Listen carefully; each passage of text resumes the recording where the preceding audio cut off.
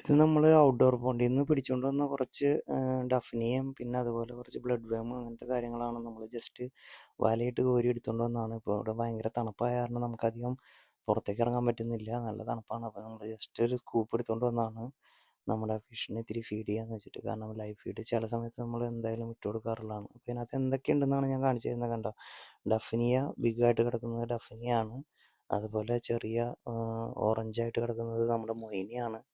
അതുപോലെ ബ്ലഡ് വേം 2-3 നമുക്ക് കിട്ടിയിട്ടുണ്ട്. അങ്ങനെ മിക്സ് ആയിട്ടുള്ളൊരു കൾച്ചറാണ് ആ പുറത്ത് വളരുന്നത്.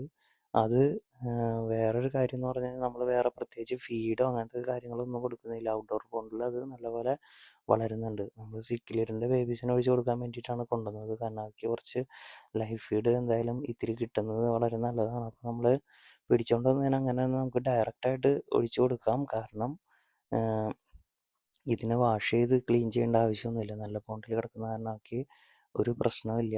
ഇവർ നല്ല ഹെൽത്തി ആയിട്ട് ഇത് കഴിക്കുന്നുണ്ട്. പിന്നെ അതുപോലെ നമുക്ക് ഇവിടെ ഇൻഡോറിലാണെങ്കിലും നമുക്ക് കുറച്ച് കൾച്ചർ കിടപ്പുണ്ട്.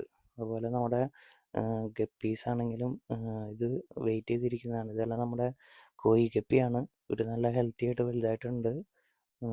പിന്നെ അതുപോലെ നമ്മുടെ പ്ലാറ്റിനം, റെഡ്, ഡംബോയർ കിടപ്പുണ്ട്.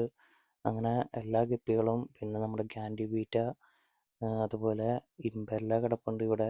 ഇമ്പെല്ലേനെ കാണാൻ പറ്റുമെന്നറിയില്ല, അതിനിപ്പോൾ കളറും ഇല്ല. അത് നമ്മൾ ടാങ്കിലായി സെറ്റായി കഴിഞ്ഞ് കഴിഞ്ഞാൽ അതിന് കളർ വരുള്ളൂ.